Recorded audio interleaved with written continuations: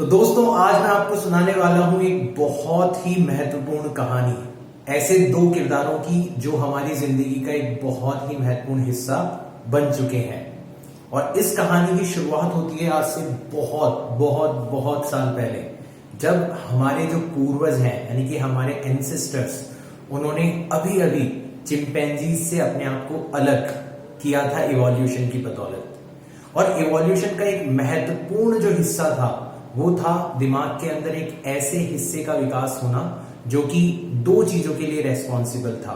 एक तो बेटर याददाश्त मेमोरी के लिए, और दूसरा बहुत ही इंपॉर्टेंट स्किल्स जो कि हमारे अंदर, इंसानों के अंदर पाई जाती है, वो है पैटर्न रिकॉग्निशन। मतलब हम अगर कोई चीज बार बार एक ही तरीके से हो रही होती है तो उसे कैच कर सकते हैं और उसके अंडरलाइन प्रिंसिपल, उसके अंडरलाइन लॉज के बारे में इन्वेस्टिगेट कर सकते हैं, पैटर्न्स को हम रिकॉग्नाइज कर सकते हैं। और इन दोनों ही चीजों के लिए रेस्पॉन्सिबल है हमारे ब्रेन का सबसे आगे वाला हिस्सा, जिसे हिंदी के अंदर माथा कहा जाता है, यानी कि प्री फ्रंटल कॉर्टेक्स। तो जब इवोल्यूशन की बदौलत हमें दिमाग के अंदर ये हिस्सा मिला तो ये नेचुरल था कि हमने हमारे आसपास होने वाली घटनाओं के अंदर पैटर्न्स को ढूंढना चालू कर दिया। और सबसे ज्यादा महत्वपूर्ण पैटर्न्स हमें कहां पर मिलेंगे? जब आप रात में आसमान को देखोगे, क्योंकि आसमान में जो तारे दिखाई देते हैं वो हमेशा एक ही पोजीशन के ऊपर दिखाई देते हैं। उनकी मोशन हर रात बिल्कुल एक जैसी ही होती है, और जो थोड़ा बहुत डिफरेंस उनकी मोशन के अंदर आता है वही रेस्पॉन्सिबल होता है बहुत सारी चीजों के लिए जो कि हमारी अर्थ के ऊपर घटित हो रही होती है। तो ये कहना कोई बहुत गलत बात नहीं होगी कि हमारे जो सबसे पहले साइंटिस्ट रहे होंगे वो कहीं ना कहीं वो लोग रहे होंगे जिन्होंने अपना सिर ऊंचा किया होगा आसमान की तरफ और तारों के अंदर ढूंढने की कोशिश करी होगी अपनी अपनी जिंदगी का वजूद। खैर, मैं पहले वाले किरदार को हल्का सा इंट्रोड्यूस कर चुका हूं जो कि साइंस है, लेकिन ये किरदार अधूरा है एक और किरदार के बिना, और उसका नाम है सुपरस्टिशन। आज जो भी अपने चारों तरफ आप मानव जाति का विकास देख रहे हो उसके लिए साइंस रिस्पॉन्सिबल है, लेकिन जिस चीज ने मानव जाति को आज तक पकड़ के रखा हुआ है, आज तक मानव जाति को आजाद होने से रोक रखा है, वो है सुपरस्टिशन। और आप बिलीव नहीं करोगे, ये दोनों एक दूसरे के जुड़वा भाई हैं। मतलब इन दोनों का जन्म बिल्कुल एक ही तरीके की घटना के द्वारा हुआ है। तो उसी घटना के बारे में बात करेंगे आज की इस कहानी के अंदर। तो आज से बहुत बहुत साल पहले जब इंसान ने अपने प्री फ्रंटल कॉर्टेक्स की बदौलत अपने आसपास की दुनिया को विजुअलाइज करना चालू किया तो उसे बहुत सारे पैटर्न्स दिखाई दिए, और उन पैटर्न्स के बेसिक अंडरलाइन लॉज को रिकॉग्नाइज करने का एक बेसिक क्यूरियोसिटी जो है वो इंसान के अंदर जागी, और इसी क्यूरियोसिटी की बदौलत जन्म हुआ साइंस का। लेकिन साइंटिफिक मेथड जिसे हम कहते हैं, जो कि ट्रुथ को फाइंड आउट करने का एक बहुत ही कारगर तरीका है, उसका जन्म बहुत बाद में हुआ। उससे पहले हमने क्या किया? हमने पैटर्न्स को रिकॉग्नाइज किया और कहीं ना कहीं उनको ऐसी चीजों से रिलेट करना चालू किया जिनका उन पैटर्न्स के घटित होने से कोई भी रिलेशन नहीं था। जैसे आप इमेजिन करो, आज से बहुत हजारों साल पहले आपके पूर्वज क्या करते होंगे जब उन्हें बहुत ही तेज बारिश का सामना करना पड़ता होगा। वो किसी पर्टिकुलर पेड़ के नीचे चले जाते होंगे, वहां पर वो किसी एक पर्टिकुलर तरीके से बैठते होंगे और कुछ तो अपने मन ही मन के अंदर बुदबुदाते होंगे जिसे वो प्रेयर कहते हैं। और जैसे ही वो ये चीज करते हैं अचानक से बारिश जो है उसका प्रकोप कम हो जाता है। जब वो 50 बार ऐसा करते हैं तो देखते हैं कि लगभग 20 बार सेम घटना हो रही है। तो उनको ऐसा लगता है कि यार हमारा उस पर्टिकुलर पेड़ के नीचे जाके बैठना, उस तरीके से बैठना और उस पर्टिकुलर प्रेयर को गाना, ये कहीं ना कहीं बारिश को कंट्रोल कर रहा है। और यहीं से सुपरस्टिशंस की शुरुआत होती है। बहुत सारी प्रिमिटिव जो ट्राइब्स हैं, मतलब ऐसे जनजाति, ऐसे लोग जिनका आज तक मॉडर्न वर्ल्ड से सामना नहीं हुआ है, उनमें आज भी इस तरीके के सुपरस्टिशंस पाए जाते हैं। और हम अपने आप को जो मॉडर्न वर्ल्ड कह रहे हैं, हम भी कौन से आजाद हुए हैं सुपरस्टिशन से। आज भी हम में से बहुत सारे लोग बिल्ली के रास्ता काट जाने के ऊपर 5 मिनट रुक कर किसी दूसरे के उस रास्ते से गुजर जाने का इंतजार करते हैं बजाय खुद आगे बढ़ने के। आज भी हम में से बहुत सारे लोग जब घर से बाहर किसी काम के लिए निकल रहे होते हैं तो छींक आने पर रुक जाया करते हैं ये सोच के कि यार जिस काम के लिए हम जा रहे हैं वो बिगड़ जाएगा। बहुत सारे सुपरस्टिशन से हम घिरे हुए हैं। जब क्रिकेट का मैच देखते हैं और हमारा फेवरेट खिलाड़ी खेल रहा होता है तो बहुत सारे लोगों के अंदर ये अंधविश्वास होता है कि वो एक पर्टिकुलर जगह पर बैठे रहेंगे तो उनका जो खिलाड़ी है वो आउट नहीं होगा, और वो इस उम्मीद में कि यार अपने खिलाड़ी को बचाए रखने के अंदर हम हमारा भी कंट्रीब्यूशन दे देते हैं, अपनी उसी पर्टिकुलर वियर्ड सी जगह पर बैठे रहते हैं। तो इसका कारण क्या था? इसका कारण ये था कि जब हमने नेचर को समझने की शुरुआत करी तो हमारे पास में कहीं ना कहीं मजबूरी थी कि जो भी कुछ हमारे चारों तरफ हो रहा था उनको हम कुछ ऐसी चीजों से रिलेट कर ले जो हम कर सकते हैं। हम प्रेयर्स कर सकते हैं, हम किसी पत्थर को लाल रंग के अंदर लपेट कर उसकी पूजा कर सकते हैं, और इन सब चीजों के करने के बाद में अगर हम इन नेचुरल फोर्सेस को कंट्रोल कर पाने का एक आभासी एहसास महसूस कर रहे हैं तो बट नेचुरल है कि हमारे दिमाग के अंदर सुपरस्टिशंस पैदा होंगे ही। लेकिन फिर कुछ साहसी लोग भी आए और उन्होंने बिल्कुल अच्छे तरीके से, मतलब बिना अपनी जान की परवाह किए, केवल और केवल सत्य को जानने की चेष्टा करी, केवल और केवल ट्रुथ को जानने के अंदर अपनी इच्छा, अपना सारा का सारा दमखम लगाया। और ऐसे ही लोगों के बदौलत विकास हुआ एक ऐसे मेथड का जो कि सत्य को जानने का एकमात्र तरीका है, और उसे ही हम साइंटिफिक मेथड कहते हैं। और उस साइंटिफिक मेथड के बाद में जो पैटर्न्स को रिकॉग्नाइज करने और उनके अंडरलाइन लॉज को पहचानने की क्षमता हमारे पास में आई, उसने हमारी पूरी की पूरी दुनिया को ही बदल के रख दिया। क्या है ये साइंटिफिक मेथड? इस साइंटिफिक मेथड का जो सबसे पहला और महत्वपूर्ण हिस्सा है वो है किसी भी पर्टिकुलर इवेंट को बहुत ही केयरफुली ऑब्जर्व करना। अब देखो, ऑब्जर्व करने के भी बहुत सारे तरीके होते हैं। हम जब किसी चीज को ऑब्जर्व करते हैं तो हो सकता है हमें ऑलरेडी उस पर्टिकुलर इवेंट के बारे में बहुत सारी इंफॉर्मेशन पता हो, हमें ऑलरेडी उस इवेंट के होने के कारणों के बारे में बताया जा चुका हो किसी अदर सोर्स के द्वारा। यानी कि हम उस चीज को इस तरीके से ऑब्जर्व करते हैं जैसे हमें ऑलरेडी उसके बारे में पता है, तो शायद हम उस चीज के बारे में कभी भी कोई नई चीज पता नहीं लगा पाएंगे। एक साइंटिस्ट जो होता है वो कभी भी किसी चीज को प्री कंसीव्ड नोशंस के साथ नहीं देखता, वो हमेशा किसी चीज को इस तरीके से ऑब्जर्व करता है जैसे उसे उस चीज के बारे में कुछ नहीं पता।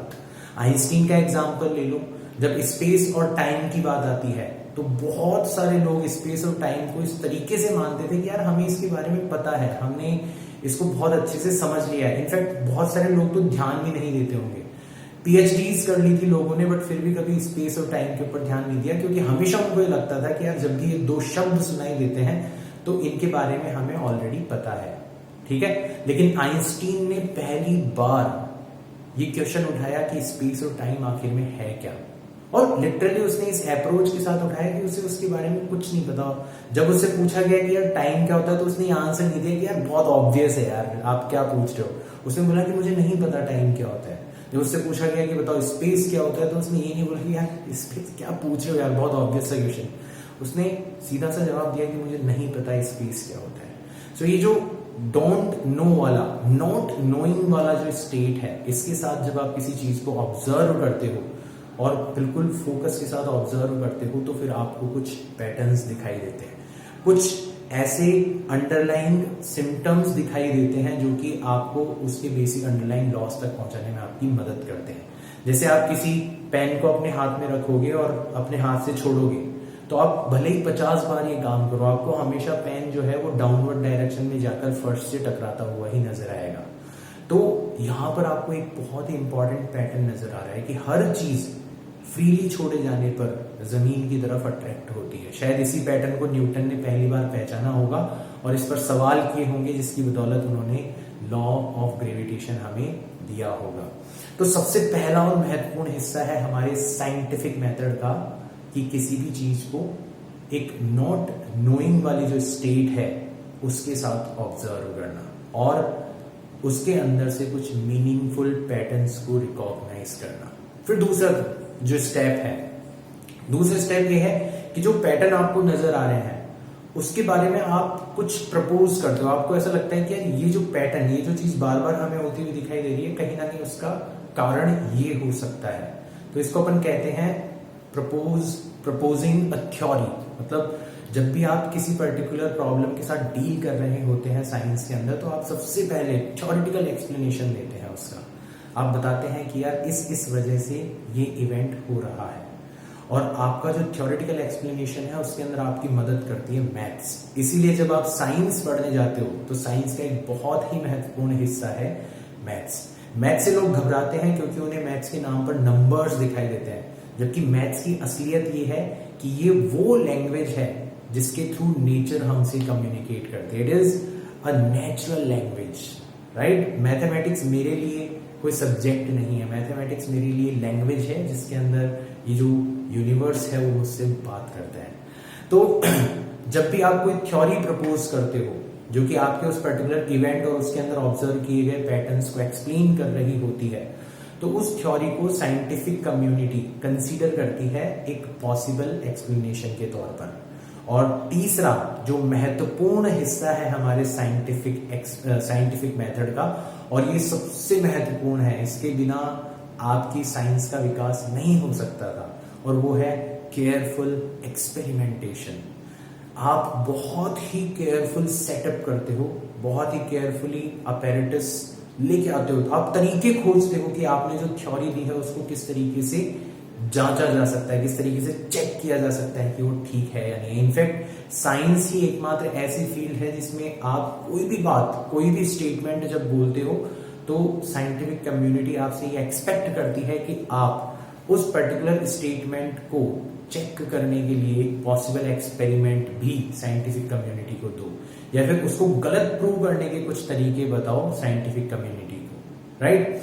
तो ये बहुत ही इंपॉर्टेंट है। और ध्यान दो कि कितना ही बड़ा साइंटिस्ट हो, ठीक है, उसने भले ही हजारों आविष्कार किए हुए हों, लेकिन अगर उसकी थ्योरी हमारे एक्सपेरिमेंटल ऑब्जर्वेशंस के साथ मैच नहीं करती तो हम उसे रिजेक्ट कर देते हैं, उसकी थ्योरी को रिजेक्ट कर देते हैं। और ये साइंस की सबसे प्यारी बात है। दैट्स वाई ऐसा कहा जाता है कि साइंस के अंदर देयर इज नो अथॉरिटी। अगर आपको एब्सोल्यूट फ्रीडम फील करनी है ना, तो science is the field for you, क्योंकि साइंस में कोई अथॉरिटी नहीं है, कोई आपके ऊपर नहीं बैठा जो आपको ये कहे कि नहीं यार ये गलत है या ये सही है। साइंस के अंदर एकमात्र अथॉरिटी है ट्रुथ, राइट। ये सबसे प्यारी बात है साइंस के बारे में। तो अगर आपकी थ्योरी कितनी ही सुंदर क्यों ना हो, कितने ही बड़े साइंटिस्ट के द्वारा दी गई हुई क्यों ना हो, अगर वो एक्सपेरिमेंटल ऑब्जर्वेशंस के साथ मैच नहीं करती तो हम बड़ी बेरहमी से उस थ्योरी की हत्या कर देते हैं, राइट। तो ये हमारे साइंटिफिक जो मेथड है उसका तीसरा और महत्वपूर्ण हिस्सा बनता है।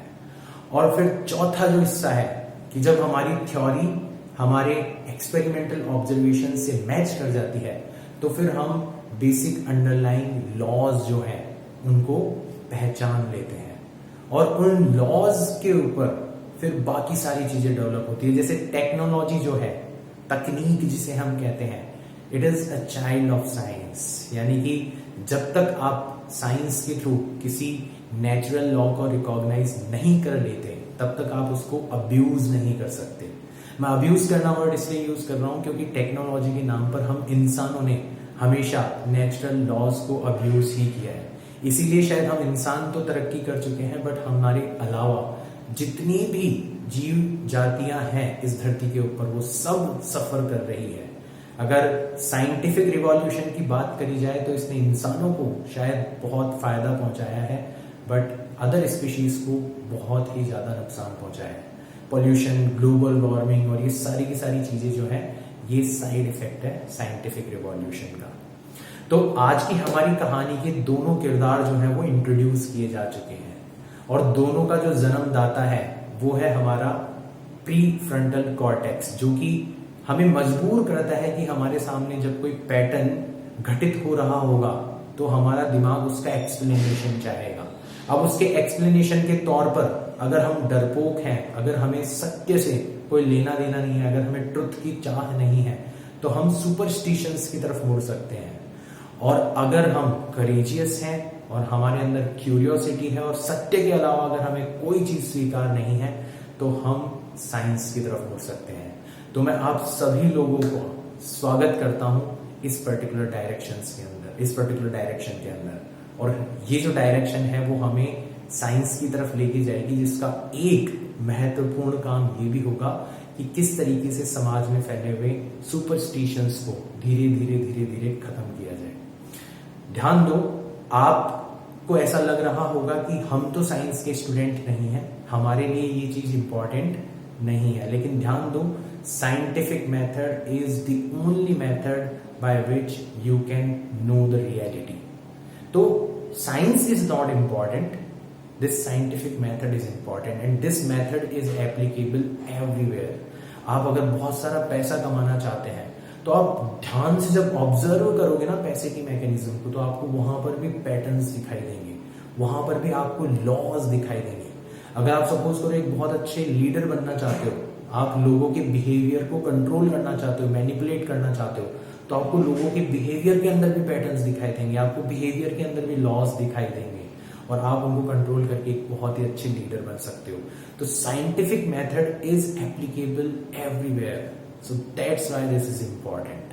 I hope you found this video interesting. I hope you found this video informative, useful for you. मैं मिलता हूं ऐसे ही किसी वीडियो के साथ। धन्यवाद।